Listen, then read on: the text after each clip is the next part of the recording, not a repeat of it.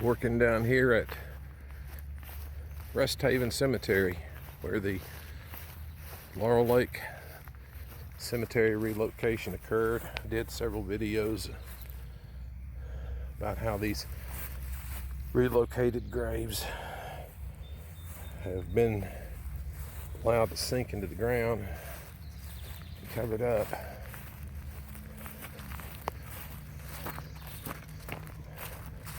I'm trying to uncover some, as you can see here.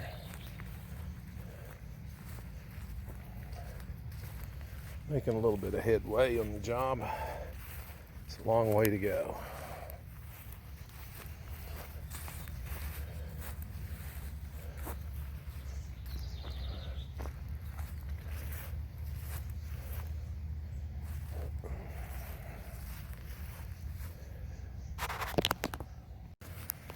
A series of videos I did, Laurel Lake Cemetery relocations, uncovered some graves. I believe they were some Holts from Pointer Cemetery.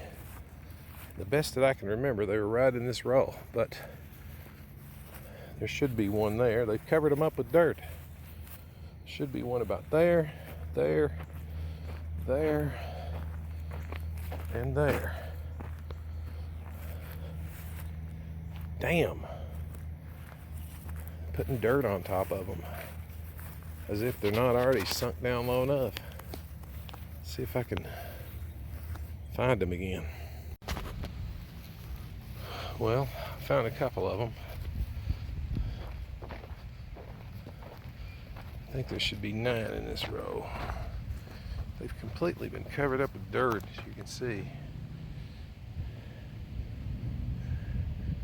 1, 2, 3, 4, 5, 6, 7, 8, 9. Yeah, there should be 9 in this row.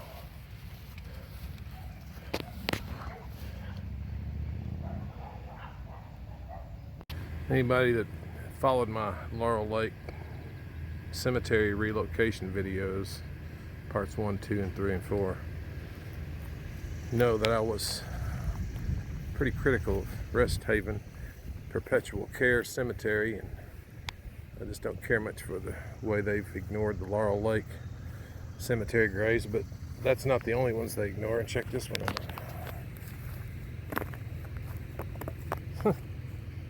My gosh. At some point, somebody should have known. A perpetual care cemetery should take care of stuff like that. But anyway,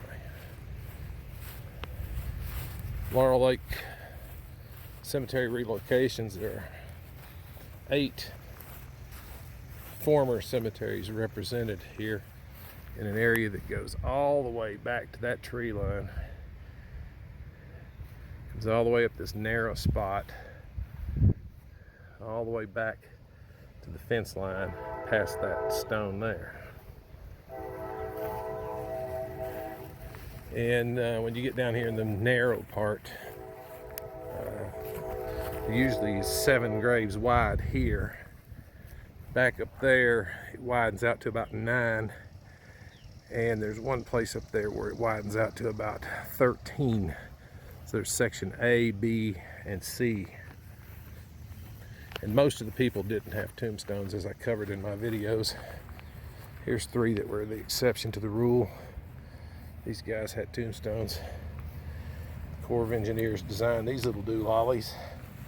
They have not stood the test of time. The lettering comes off of them, or is missing altogether in some cases. For example, here's Grant Morgan.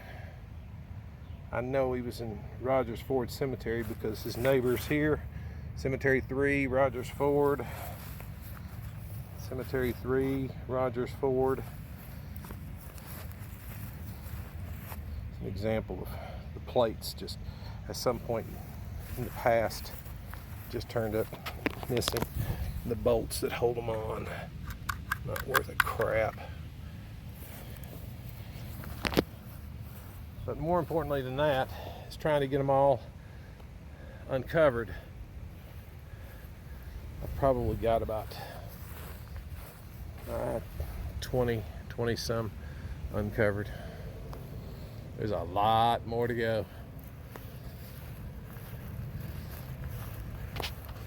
Just knock a few out when I get a chance. To give you an idea of what I'm up against, you have to first of all find them. Right here's one. There's another one there. There's one there. Completely grown up and around.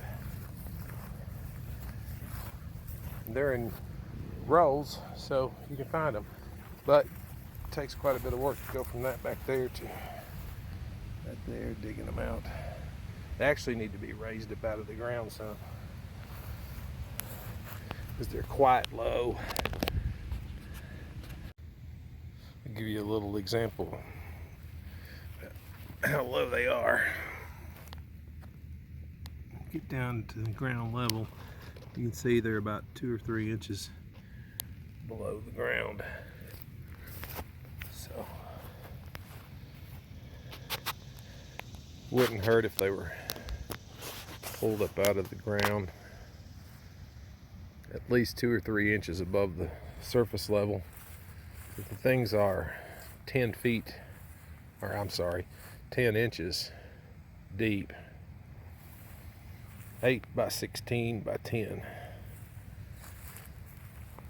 If you didn't watch Laurel Lake Cemetery Relocations Parts 1, 2, and 3, they were uploaded in February and March of 2019.